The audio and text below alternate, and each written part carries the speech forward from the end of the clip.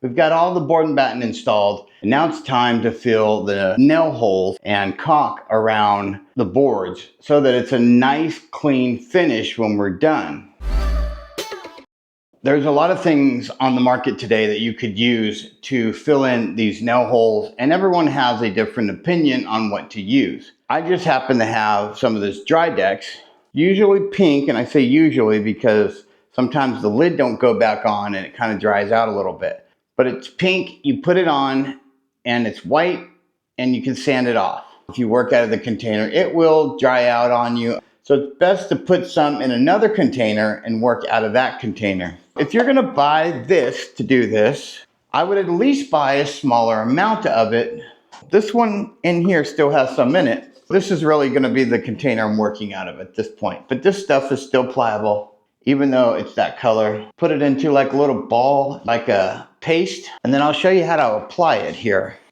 So when you put this on, push it with your finger. Push it in there. Leave it for a minute, go to another hole, work it in there, and then you can move on to another hole. And then what you want to do is come back and just any extra, use your hand and just rub over that. And that'll make less sanding to make this perfect. This is for drywall. You can get it in a drywall section. And I'm just rubbing this lightly over top of the area.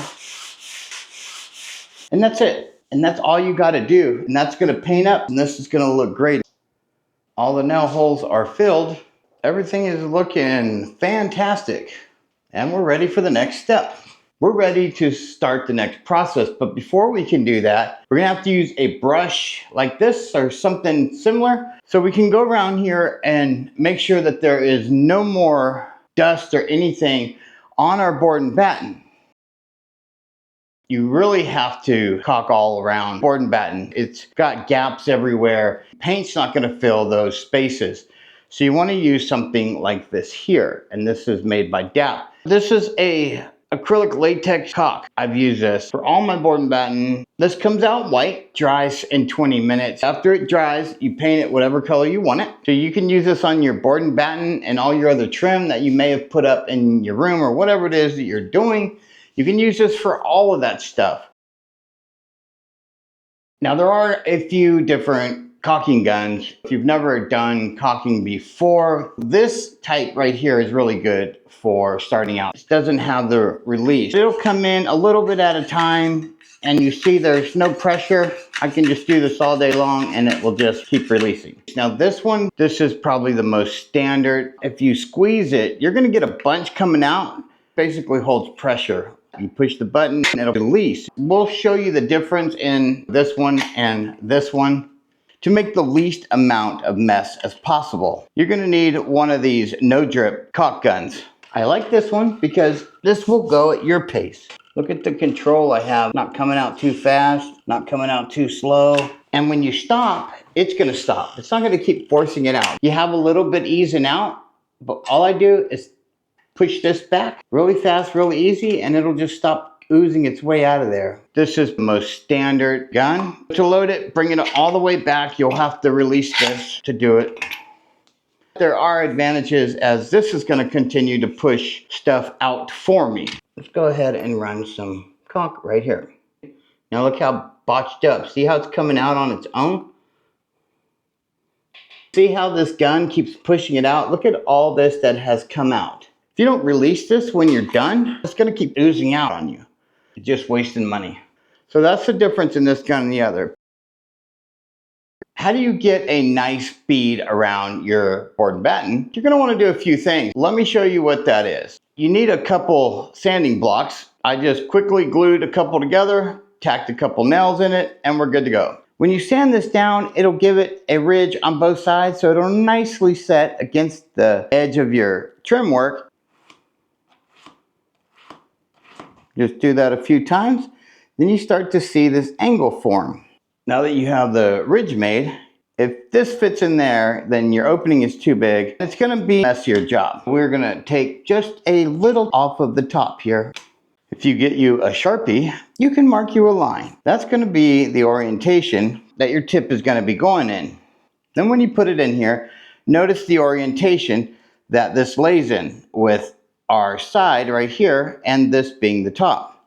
So if this was to get off, you would know this is now coming out a different direction. You want to keep your tip right here on top. You take the other part of your gun, you just slide it forward a little bit.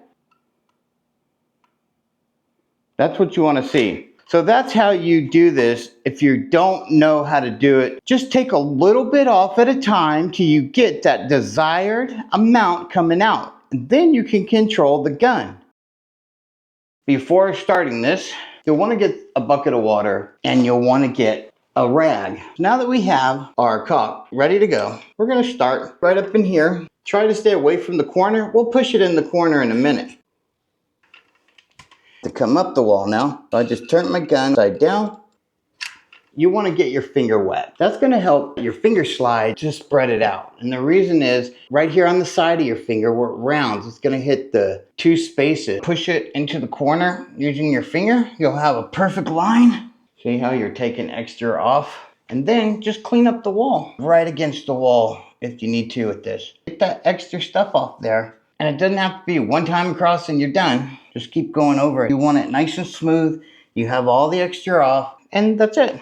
Put a little bit up here, push it into the edges. Don't be worried about doing this yourself because it is so easy to do.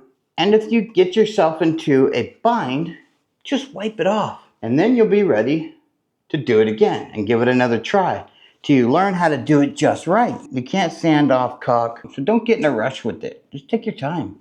I have a sponge. I really find the sponges really good for this. It'll help to keep the tip really nice. You can just wipe it on there. It's good to go. This particular sponge is for doing tile work. You can get something like this. I use this scrap paint bucket thing just to put my sponge in. That'll keep the floor from getting so wet. Now we're gonna have to probably make a couple passes if we don't get enough in here at one time, which is fine. Let's make one pass.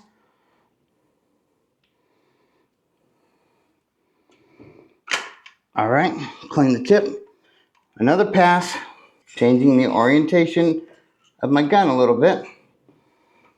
Try to stay just like this on the wall, making a nice bead all the way down it.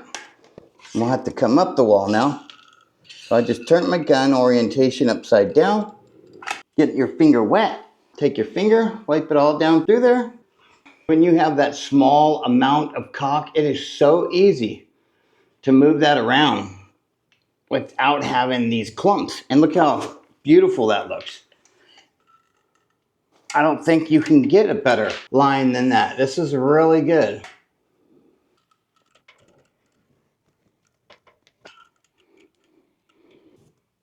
And that's how you do this. I hope you found some use out of this video. If you did, hit the like button. See you in the next one. Booyah!